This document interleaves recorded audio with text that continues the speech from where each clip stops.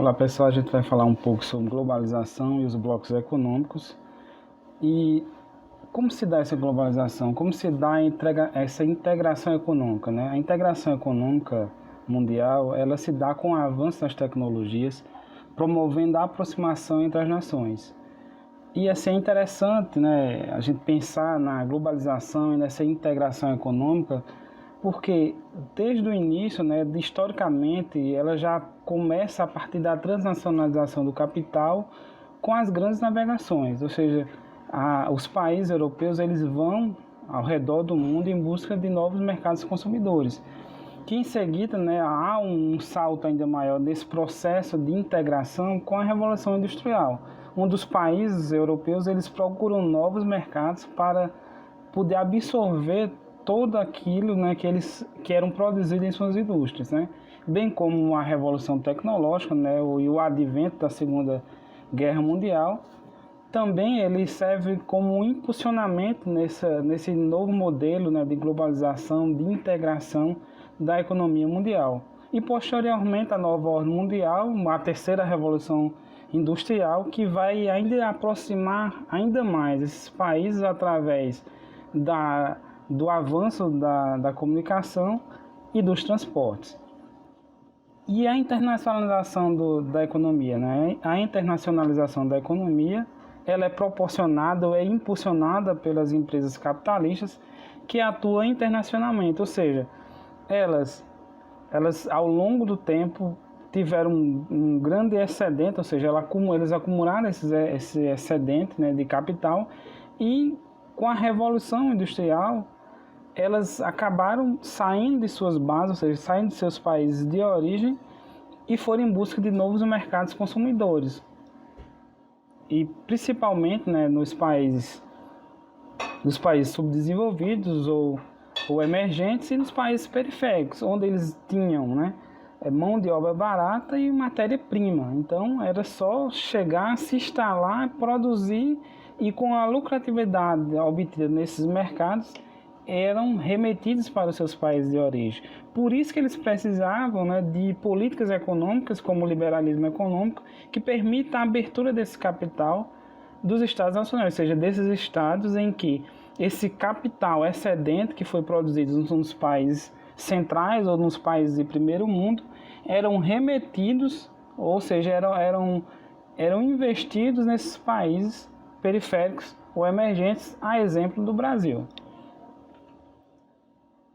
Por isso que a gente fala que eles foram em busca de mercados consumidores. Por isso que a globalização ela vai nessa perspectiva, né? Na perspectiva de novos mercados, na perspectiva de comercializar mundialmente, que foi proporcionada principalmente pelo avanço, como eu falei, das telecomunicações e pela diminuição das distâncias com o desenvolvimento de transportes mais eficientes. Então, os países, a partir de então, eles começam, né, a se desenvolver e a se organizar em forma de blocos, né? Por isso que a gente também associa os blocos econômicos com a globalização. Então, os países eles começam a se associar em blocos econômicos de acordo com um tipo de barreiras, né, comerciais que eles acabam se organizando para diminuir essas barreiras comerciais e reduzir ou eliminar as tarifas, né?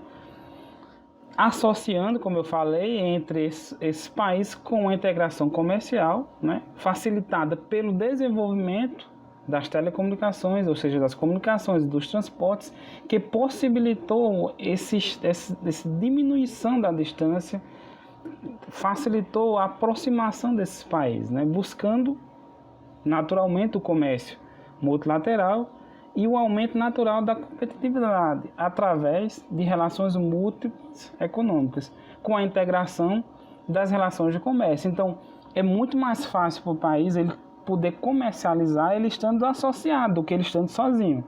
Então, como é que eu posso comercializar com um país mais desenvolvido? Por exemplo, o Brasil comercializar com os Estados Unidos, comercializar com países europeus.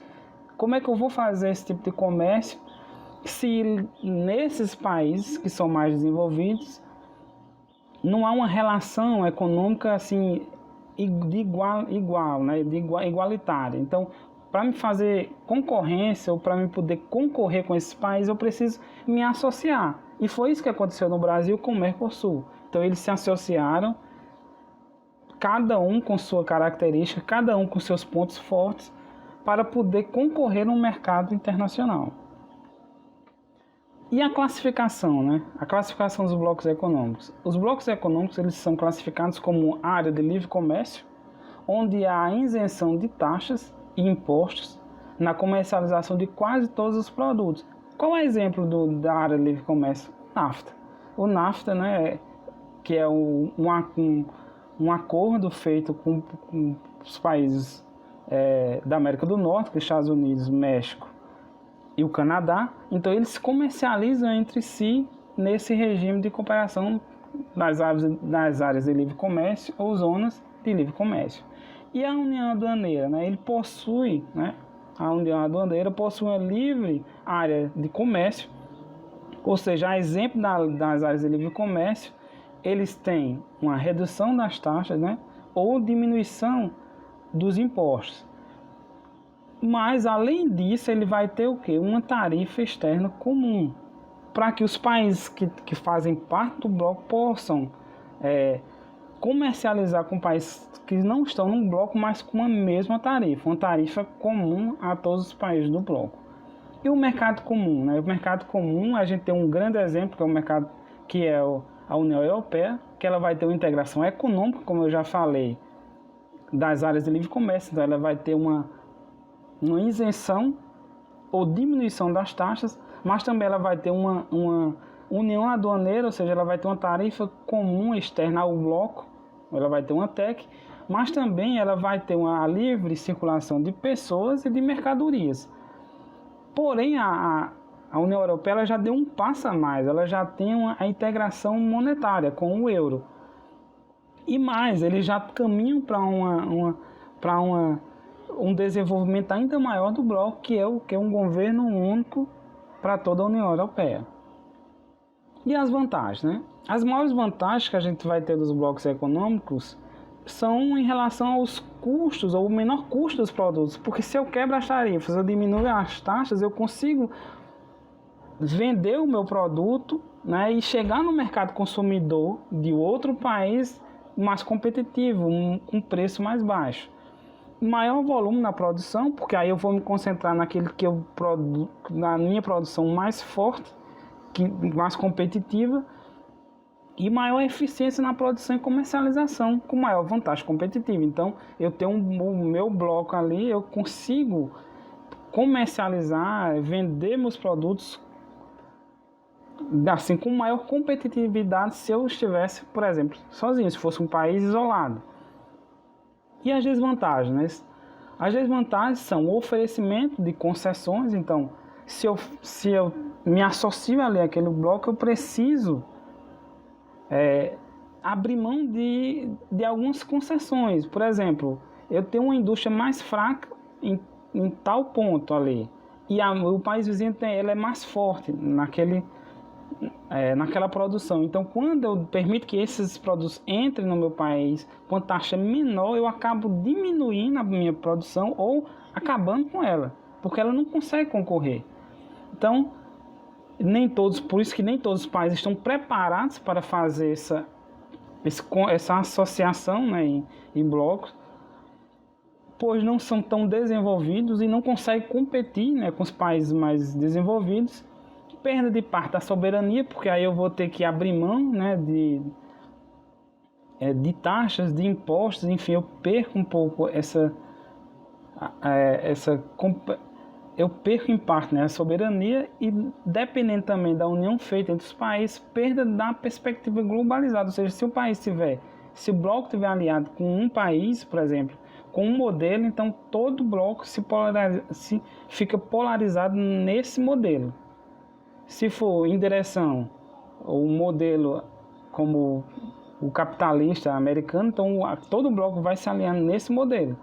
Se for mais alinhado com os interesses chineses, o bloco, né, chinês, então vai ver esse outro alinhamento. Então a gente vai ter essa polarização provocada pelo bloco, né? E esses principais blocos econômicos, né? Os principais blocos econômicos são o NAFTA, né? Que é a área de livre comércio do norte, o Mercosul, né? Aqui no Brasil, a área de influência, né? E o consórcio aqui, a associação aqui na América do Sul, né? O Mercosul. Você vai ter a Comunidade do Caribe, a União Europeia, né? O bloco mais desenvolvido, a APEC, né? Que é a Cooperação Econômica Ásia-Pacífico. Você vai ter a ASEAN, que é a Associação de Nações do Sudeste Asiático. Você vai ter a SADC, que é a Comunidade para o Desenvolvimento da África Austral. Agora é interessante, né, e você percebe o fortalecimento dos blocos, a importância que ele tem, porque a China ela acaba de formar um bloco novo, o RCEP, que tem a cooperação e a associação de países do Sudeste Asiático, como também dos países do Pacífico. Porém, excluiu o quê? Os Estados Unidos, porque quem lidera o bloco é a China e ele faz oposição aos americanos. Mas, né, concluindo, né, a nova ordem global, ela verifica-se que os blocos econômicos estão consolidados no mundo, então não tem como voltar atrás, o país ele não tem como comercializar sozinho, porque ele fica isolado. Então, a gente percebe essa consolidação dos blocos econômicos ao redor do mundo. E esse quadro é extremamente vantajoso em termos comerciais, sim, pois permite diminuir as distâncias, possibilita a aproximação, oportunidades, ou seja, esse volume de recursos, de produção, de mercadorias entre países. Agora a gente tem que pensar que não só a globalização, mas os blocos econômicos, eles é bom para quem? Serve a quem? Eles diminuem, aumentam essas disparidades econômicas entre os países emergentes e os países desenvolvidos ou de centro? Se a gente for olhar para o filme que a gente acabou de assistir, o filme que foi proposto pelo professor, né, Que Droga de Vida, a gente vai entender muito bem isso. A gente vai ver que aquele homem, aquele capitalista bilionário, ele não estava se importando com o que ele iria destruir, ele não estava se importando com as pessoas que moravam ali, ele não se importava com isso, ele queria era apenas investir o seu dinheiro e ter o retorno daquilo ali do que ele investiu, não se importando que se para isso ele ia destruir a floresta, no caso do Brasil, se ele iria dizimar uma tribo, não, ele não se importa com isso. Por isso que quando se diz que há uma integração econômica, cultural, social, política, em tese o que acontece na realidade, no mundo atual, é uma integração econômica, onde esses recursos excedentes que estão nos países emergentes, eles são levados para os países ou investidos nos países emergentes e periféricos para obter lucro. Por isso que é evidente que para que esse dinheiro seja investido precisa ter um liberalismo econômico, ou seja, a economia tem que ser aberta para que esse dinheiro seja investido e ele possa retornar para o país de origem com a lucratividade do dinheiro, do valor investido. Por isso que aumenta essa disparidade, essa distância entre os ricos e pobres, ainda mais. Então é importante a gente assistir com senso crítico, entendendo que a globalização e os blocos econômicos, eles são importantes sim, mas eles atendem não a população ou não os países de forma igualitária, mas eles serão investidos, eles serão colocados ali nos países em que há um retorno, no que eles podem obter lucratividade com esses recursos investidos, ok?